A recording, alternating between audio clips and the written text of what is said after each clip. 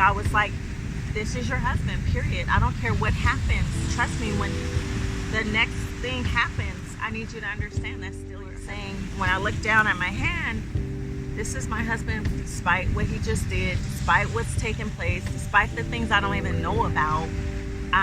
He's like, nope, you got that ring on for a reason. That's your spouse. That's your husband. I didn't break covenant. So, you know, stand in it.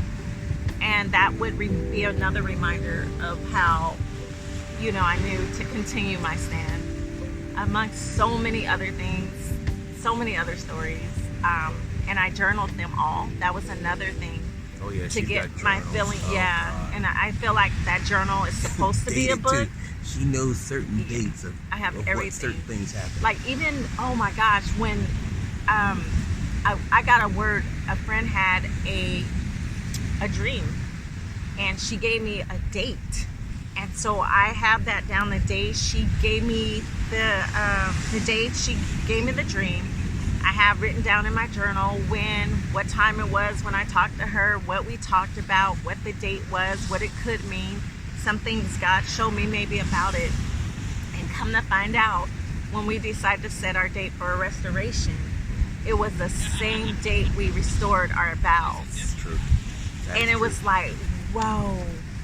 Yeah. So hold on to every, I call them golden nuggets. Every golden nugget God gives you. Those are the things that help you get through. Those are the things, I'm telling you, he's going to send golden nuggets your way to a point you're like, it keeps you. It keeps you wanting to go. It keeps you wanting to fight. It keeps you living, you know, and it could be whether it's a promotion on a job in the midst and you're like, I didn't deserve that. Where did that come from? You know, and he's like, no, I need you to have this right now to understand I'm here still. So he will bless us with stuff like that. Like somehow my daughter's college, her first year got paid for. It wasn't for me. And I'm like, wait, how did she get free dorming? You know, what are the odds of that happening? Free books. And this is in the midst, he just left when she was about to graduate high school. And here we're trying to get her to college. We had a whole plan. And of course the plan didn't pan out because he's gone. And it's like, this baby girl needs to get through college. How? And God, when I tell you, he opened the door and was like, had somebody come to her and was like, oh, we have extra rooms. You could come stay for free. And here's some free books and here's some free materials. And it's like, wow. Yeah. You know, so all those little golden nuggets add up during your journey. So I encourage you to write them down, to journal every instance, because sometimes he'll even take you back. There have been moments that were so down. He goes, go get your journal. Open your journal. And I'm like, to what? And as soon as I opened my journal that day, all I had wrote was be still. And I was like, oh my God. And he's like, yes, just be still. I got you. You don't have to fight. You don't have to feel like there's nobody. You don't have to feel like you're over your head. You don't have to hurt so much. You don't have to, what was I feeling? I was just feeling exhausted, I think, at that time. And he just said, be still, for I am your God. And I was still. And he took me through that particular session and moment. So there's so many reasons. There's so much worth and there's so much value. And I don't want anybody to feel like there isn't. Even if it's been 10, 15, 20 years, there's a reason, there's a purpose. And sometimes we just don't know why we suffer the way we do to get to the bigger picture of what God is trying to do. He never said we would not suffer like Christ suffered. He never said we wouldn't. He said we will. We will have our trials. We will have our tribulation. We'll go through our things. And sometimes we cannot pick those things that we go through. No. But we can choose how we go through them.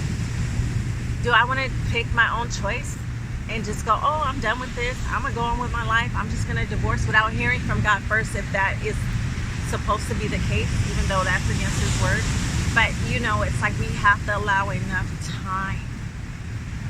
It's like, what's the rush? Because you think your pain's going to go away faster? It's not.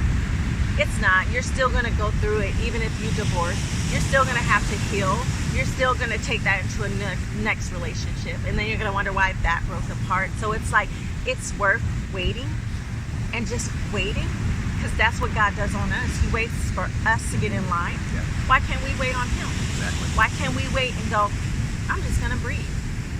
I don't care if you wait in Jamaica by yourself. And the other thing is, I want you also to understand, I know many of you have gone through, several years of standing and really trying to figure out, but I'm here to let you know that also, with that being said, so let me give you a quick statistic. So let's just say you're really trying to figure it out. I don't know if it's worth it. I don't know this. Right now in our land, right here, and I can speak for the Americas right now, roughly 60% of first marriages make it. 60 first marriages. That means this is your first, this is his first, or vice versa. First marriages, 60% right now make it. And then second marriages is down to 30. It goes from 60 to 30. And then once you get down to third and fourth, it just keeps going down as far as the percentage of success. And that's just in the natural. But if we were to all do it God's way, we would have 100% success. Because again, the issue is many of us, whether male or female, we're so worried about trying to be right. We're so worried about trying to prove our point in the marriage. Our way is right, your way is wrong. Instead of focusing on getting to the goal, let's get to the root of the problem. Let's hear each other out and let's figure this thing out. Let's do it God's way. And God's way is, number one, pleasing him. God's way is loving him more than your spouse. Because when you love God more than your spouse, when you love God more than your man, when you love God more than your woman, what's going to happen is you're always going to make the right decision to make sure you're pleasing to your spouse when you love him first, when you love God first. But the problem is we have a generation of people who want to interpret the things of God as if it's not necessary. We don't have to pray. We don't have to work together. We don't have to even have a common bond. I'm the head, I can do whatever I want. That's not what the word says, that you just do whatever you want to do. And what happens with that? We cause demise of marriage.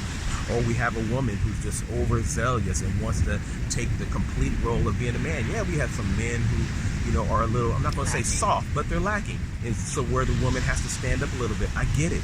But when it gets to the point to where the woman completely supersedes the man, and the man becomes, if you want to call it the truth, becomes kind of a slave, if you want to call it that, because she's superseding him completely, then you have issues that way too. The goal is to come together and work together to achieve God's promises upon your lives and the things that he's given you to help others. Because as we're doing right now, we've come together to do God's will, to help others, to benefit others, to encourage others, to build others. Our job is not to tear you down. Our job is not to leave you out there, leave you hanging, to leave you hopeless. Our job is to deliver hope. We always talk about being Christians, and many of you that have watched, many of you call yourselves Christians of whatever denomination or whatever it is that you're from, but you call yourselves Christian. And Christian means to be Christ-like.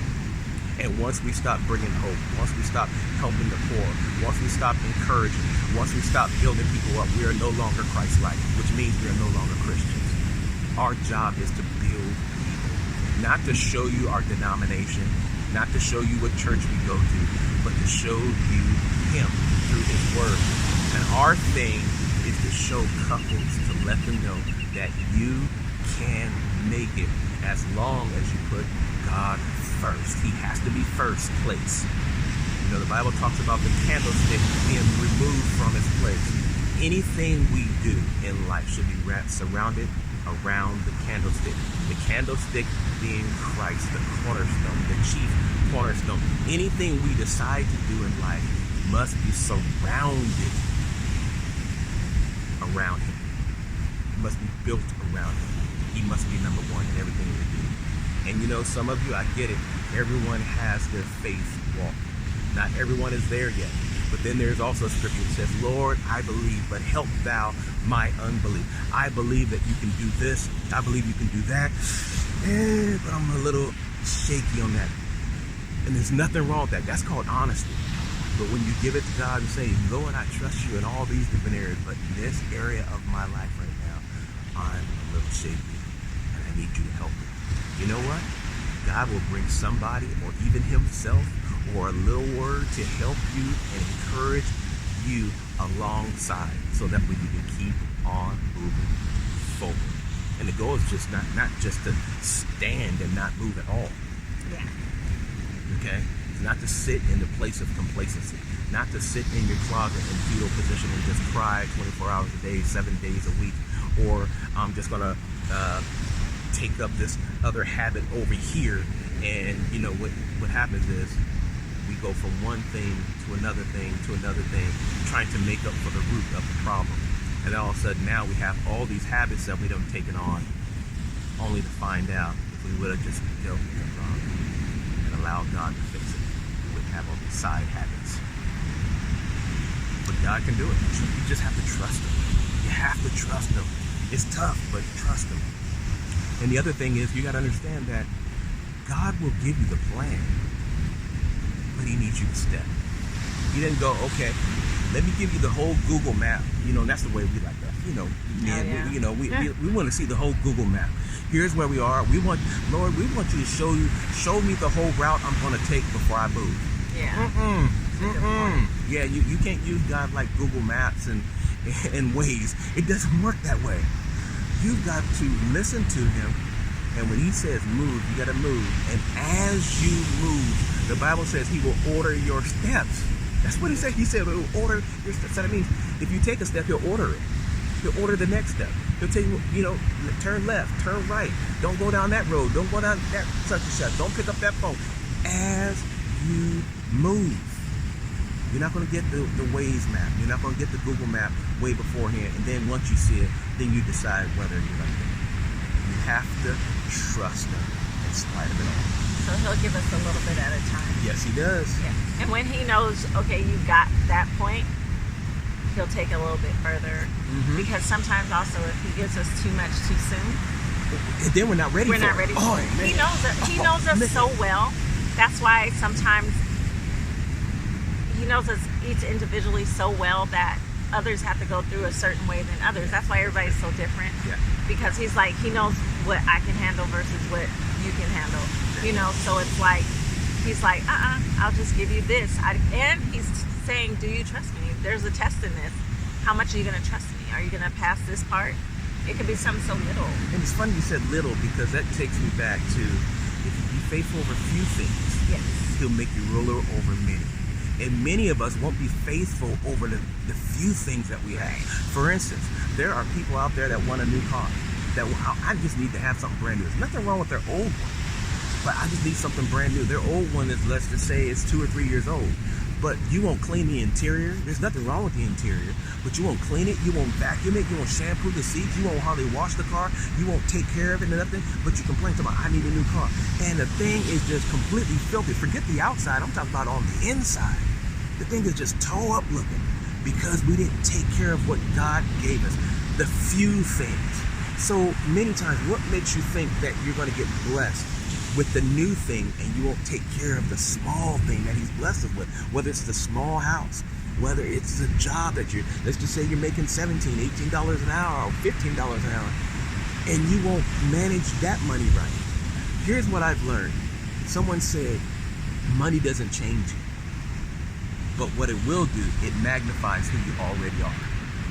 And when you're not ready, when we are not in the right seat, when we're not ready for what God has for us, when we are not ready, what happens is we mishandle the blessings that he puts in our life.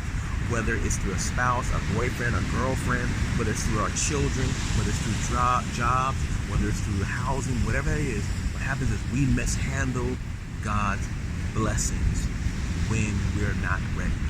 And a lot of times we have to go through a few things for God to prepare us, to get us ready for the blessing. Very important. Yeah. Okay. And with that, we, Sean and Adrian, we're going to talk to you later. And we're going to have to continue this topic at another time and keep on going. I hope you've been blessed, but most of all, we want to keep encouraging you. Keep building you up. Love you guys, and thank you for listening once again. We're here for you. Yes. We are easily to be reached most times, hopefully.